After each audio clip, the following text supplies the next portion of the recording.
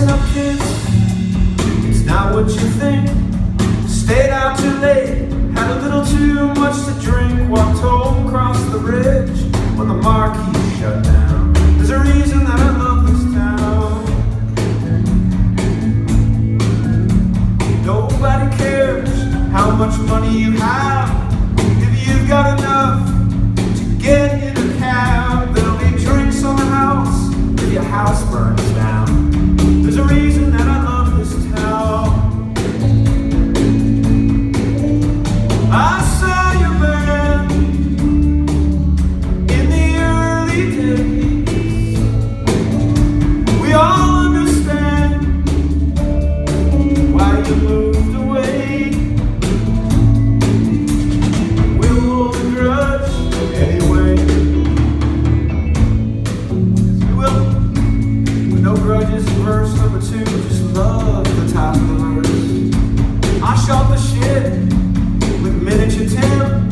If he needs a hit, I could write one for him. We like the same books and we like the same sounds. There's a reason that I love this town. Not all the same, they treat you wrong. Take the rest of your life to pay them back in the song. I played a show in Kelowna last year. Pick it up, Joel, we're dying in here. Picture one hand clapping, now picture half that sound. There's a reason why I hate that town. Woo! If you saw my band in the early days, you will understand why we moved away. Actually, we decided we were going to stay, but you held a grudge anyway because it's fun. That's why we hold our grudges, simply because they're fun. Even grudges against Kelowna can be a whole lot of fun. That's why I hold my grudges for entertainment purposes at the Capitol Theater. But I take heat in the family for this song. My wife was born in Kelowna. She was, and so my mother-in-law's from there.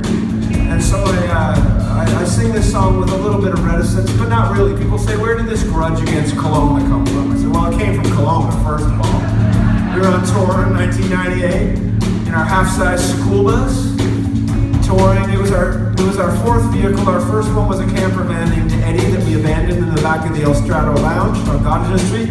Somebody started living in it, and then the El Strado burned down, and that was that. And then we had a half-size school bus with bunks and a gear space that we built. We kitted it out. There's footage on Much Music of that somewhere. And then we bought a motorhome off Sloan. Our friends in the band Sloan don't buy vehicles from your friends. They inevitably are lemons, and that's what that vehicle was. We spent more time not moving than we did moving.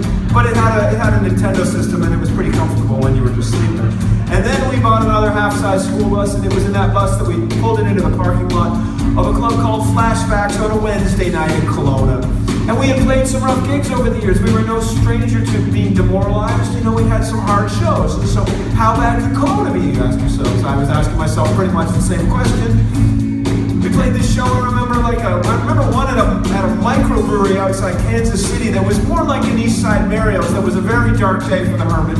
And then another one in the early 2000s, the Emergency was on the road, coming back from a very respectable tour of Ontario when we stopped in Fredericton, where we now have good shows, but this wasn't the case in 2000 or 2001. We played in this club, and they played music through another set of speakers in the club from the club next door, playing music while we were playing our show.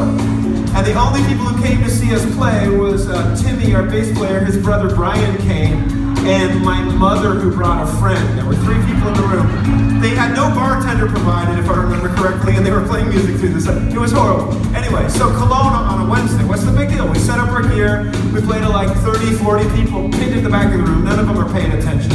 No big deal, we've been through it before. Promoter comes up during a slow song, pick it up, we're dying in here. I tried, they were still dying in there. We packed up our gear, we were gonna get our $50 for the motel or whatever we were guaranteed.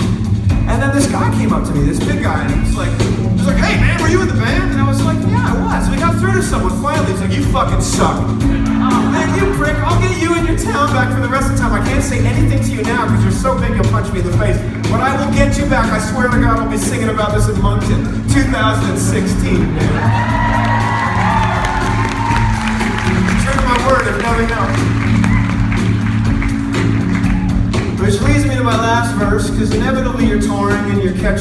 olds and you're trying to get yourself to and from and put on your show and do what you gotta do.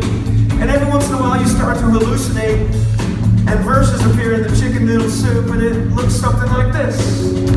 Davy and me, face down in our soup, in some French restaurant outside Rivière-du-Loup. The last night of the tour, we rocked that joint to the ground. And we sounded like Jonathan Richman for a moment, because that's what you sound like when you have a cold. And then you open up your eyes and you time travel to the year 2016, and the coolest thing happens.